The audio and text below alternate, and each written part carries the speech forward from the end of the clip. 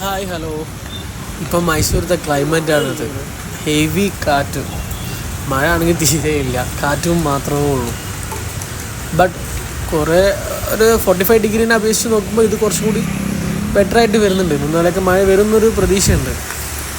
നിങ്ങൾ തന്നെ നോക്കി കാറ്റിൻ്റെ അവസ്ഥ.